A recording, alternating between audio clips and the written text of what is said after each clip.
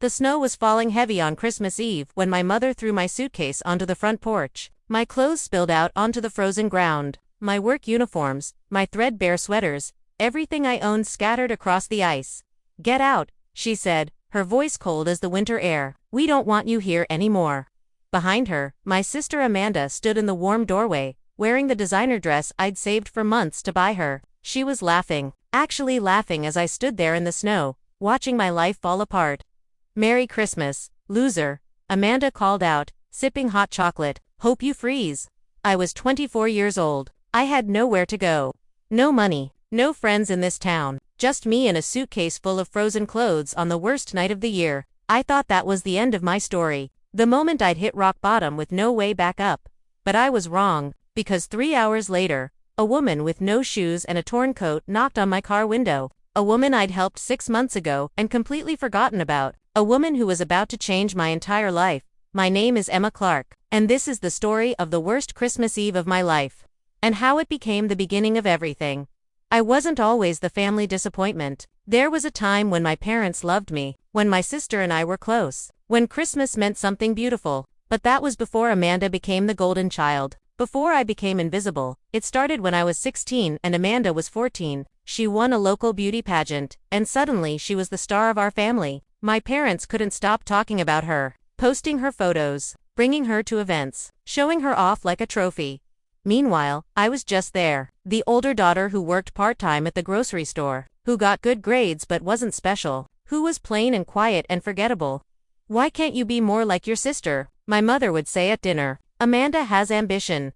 Drive. You just go through life like a ghost." It hurt, but I told myself it didn't matter. I'd go to college, build my own life, prove I was worth something. Then my father lost his job, the family finances collapsed, and suddenly, college wasn't an option anymore. "We can't afford to send you," my dad said, not meeting my eyes. "Maybe community college, or just get a full-time job." But 2 months later, they somehow found money to send Amanda to an expensive private university, a school that cost $40,000 a year. "She has potential," my mother explained when I asked how they could afford it. "She's going to be somebody. We have to invest in her future." What about my future? I wanted to scream, but I didn't. I just nodded and took a second job. For 6 years, I worked 2 jobs, paid rent to live in my childhood bedroom, watched my parents pour everything into Amanda, her education, her apartment, her car, her designer clothes. I told myself it was temporary, that I'd save enough to move out, start over, build something for myself. But every time I got close to having enough saved, something would happen. The car would break down, my mother would need money for Amanda's sorority dues, my father would ask me to cover the electric bill, and I'd give it to them, because they were my family, because I thought if I helped enough, proved I was valuable enough, they'd love me again. I was so stupid.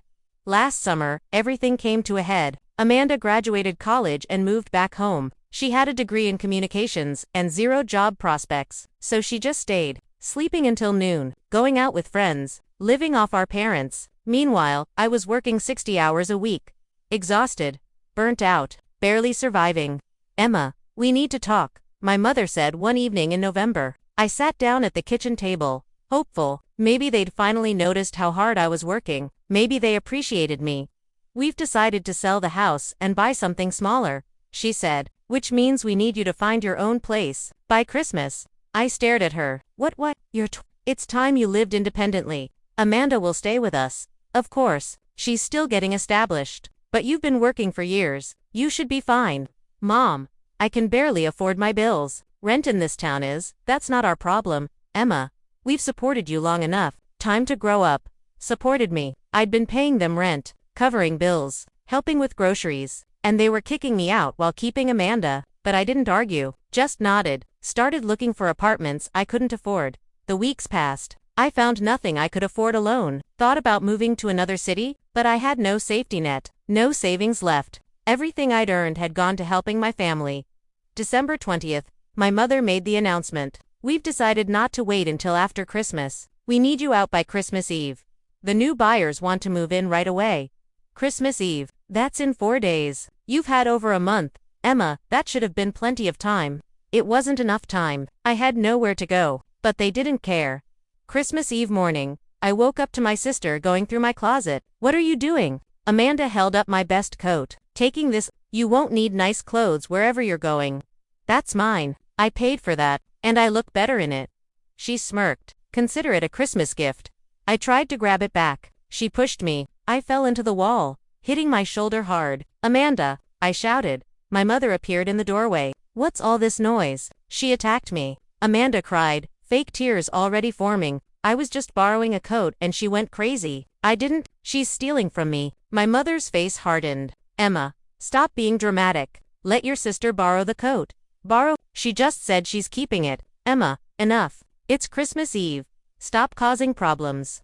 I stared at my mother, this woman who'd raised me, who used to tuck me in at night and read me stories, who now looked at me like I was an inconvenience, a problem to be solved. You know what? Keep it, I said to Amanda. Keep everything. I don't want anything from this family. I started packing my things. The few clothes Amanda hadn't stolen, my books, my laptop, everything that was actually mine. By evening, my car was packed. I stood in the living room one last time, looking at the Christmas tree covered in ornaments I'd made as a child, at the stockings hanging from the mantel, 4 of them, one for Mom, one for Dad, one for Amanda, and one small, forgotten one in the back for me. Ready to go? My father asked, not looking up from his newspaper. I guess. Good. We have dinner reservations at 7. They had Christmas Eve dinner reservations. Without me, they'd already erased me from their holiday. My mother came downstairs in a beautiful red dress. Oh, you're still here? I thought you'd left by now. I'm leaving now. Good. Make sure you return your house key. I placed the key on the table. My hand was shaking. Amanda appeared in her stolen coat, looking perfect. Bye, Emma. Don't let the door hit you on the way out. Something in me snapped. I've worked 2 jobs for 6 years. I've given this family everything. Covered your bills. Paid for your things. Sacrificed my own future so you could have yours. And this is how you treat me. My mother's expression was ice. You didn't do anything we didn't do for you first. We raised you, fed you, gave you a home for 24 years. You owe us. And frankly, you've been a burden for long enough. A burden. I've been paying you. For a room that you were lucky to have. Now leave before you ruin Christmas for everyone. I looked at my father, hoping he'd say something. Defend me. Remember that I was his daughter too. He just turned the page of his newspaper. I grabbed my suitcase and walked out. My mother called after me. Don't come back. We're done with you. The door slammed. Locked. I heard them laughing inside. Heard Amanda say, finally, now we can have a nice Christmas. I stood on the porch in the falling snow, and I cried. Not quietly, not gracefully. I sobbed like a child, because that's what I was. A child who'd just lost her family. I loaded my last bag into my car, an old sedan that barely ran. I had $43 in my bank account, a quarter tank of gas, and nowhere to go. I drove to a 24-hour diner and sat in the parking lot, trying to figure out my next move. I couldn't afford a hotel, didn't have friends I could call. Every homeless shelter in town would be full on Christmas Eve. I was going to spend Christmas in my car. That's when she appeared. A tap on my window startled me. I looked up to see a woman standing in the snow. She wore a thin, torn coat, no shoes. Her feet were bare and bleeding on the ice. I recognized her immediately. Margaret, the homeless woman I'd helped 6 months ago. I rolled down my window. Margaret, what are you doing out here? Where are your shoes? Emma. Her voice was hoarse. I need your help. 6 months ago, I'd found Margaret collapsed outside the grocery store where I worked. Everyone had walked past her, but I'd stopped, given her my lunch, called an ambulance, stayed with her until help arrived. She'd thanked me, told me I had a kind heart, then disappeared before I could learn more about her, and now she was back, barefoot in the snow, on Christmas Eve. Get in the car, I said immediately. You'll freeze out there. She climbed into the passenger seat, shivering violently. I turned the heat up as high as it would go, and pulled off my socks. Here, put these on. Your feet, Emma. I need you to listen to me carefully. She interrupted. I don't have much time. I need you to drive me somewhere. Okay, where?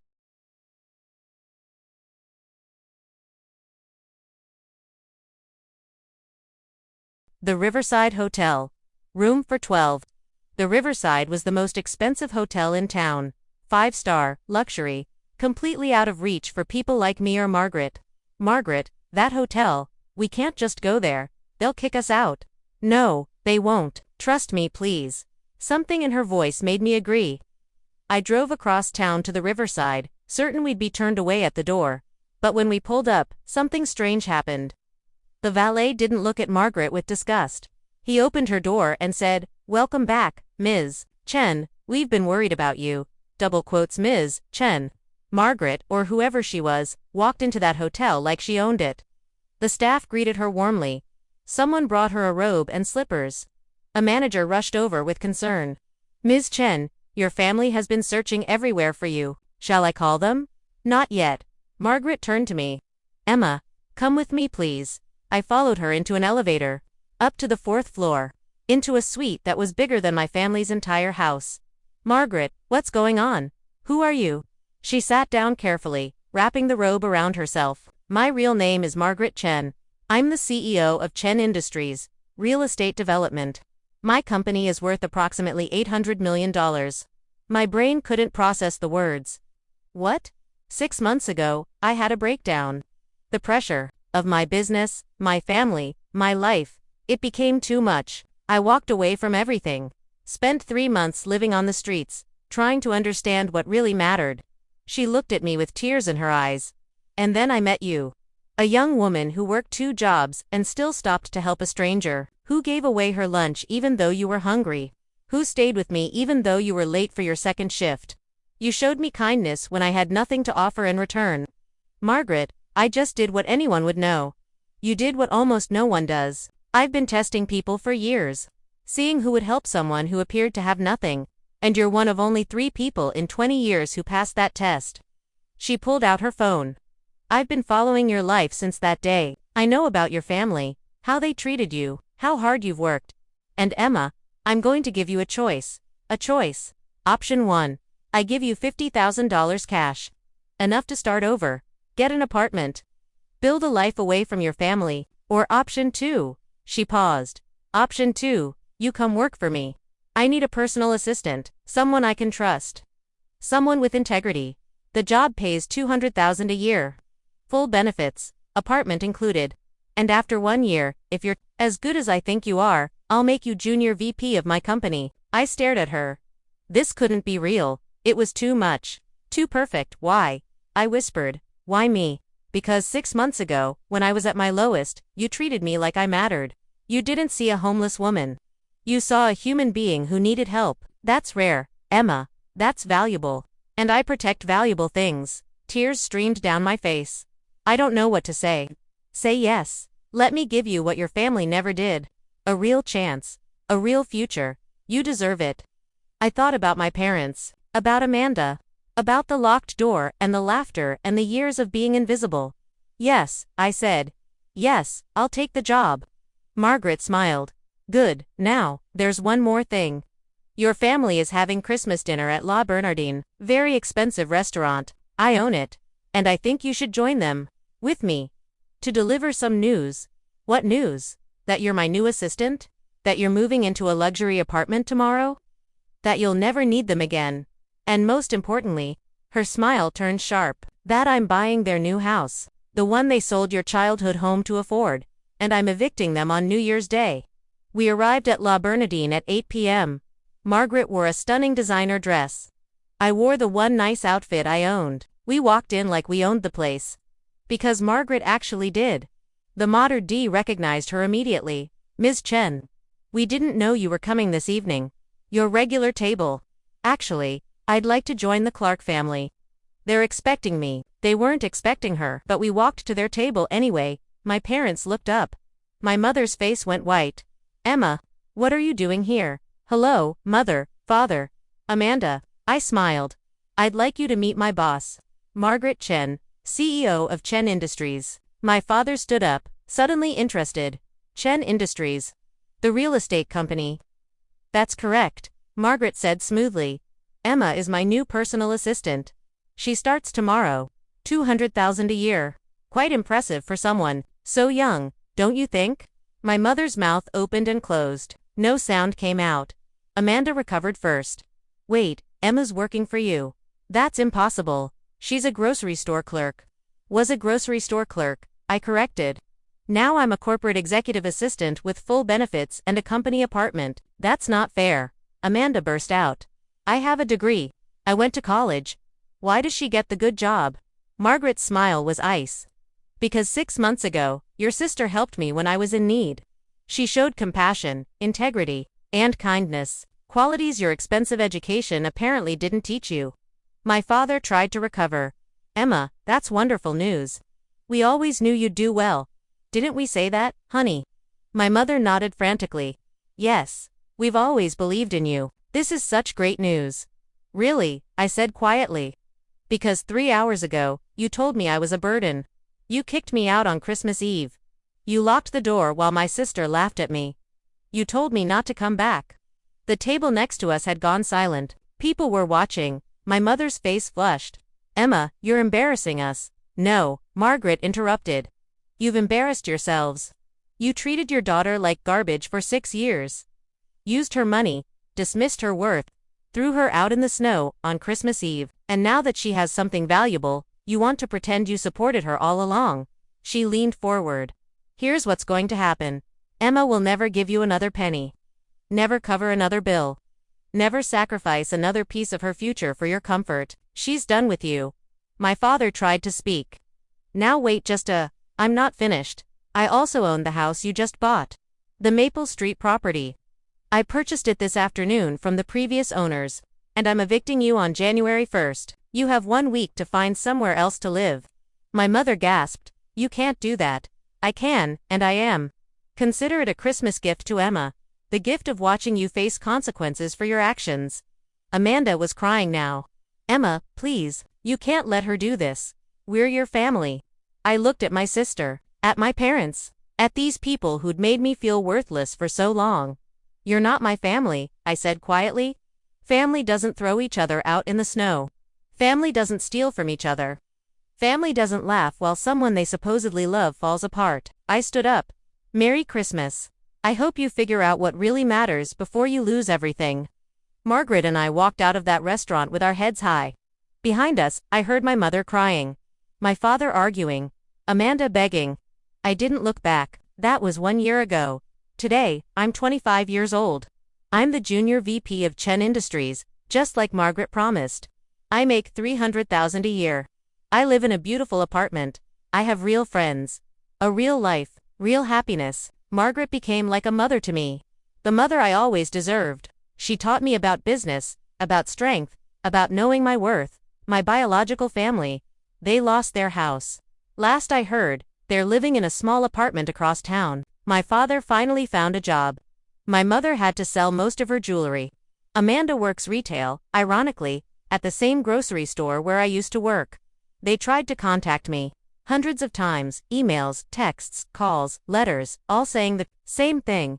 They were sorry, they made a mistake. Could I please help them? I never responded.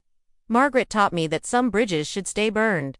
You don't owe them forgiveness, she told me. Forgiveness is earned. And they haven't earned anything. Last week, I saw my mother at a coffee shop. She looked older, tired. She saw me too and started walking over. I left before she could reach me. I'm done with that chapter of my life. But sometimes I think about that Christmas Eve. About sitting in my car in the snow, thinking I'd lost everything. About Margaret appearing like some kind of miracle. It wasn't a miracle, Margaret told me later. It was karma. You put kindness into the world gave it back. Maybe she's right. Maybe kindness does come back around. Maybe treating people with dignity and respect, even when they have nothing to offer you, maybe that matters more than we think. All I know is this. I was thrown out on Christmas Eve by people who should have loved me, and I was saved by a stranger I'd helped when no one else would. My name is Emma Clark. I'm a junior VP at an $800 million company. I have everything I ever wanted, and I earned it by being kind when kindness cost me something.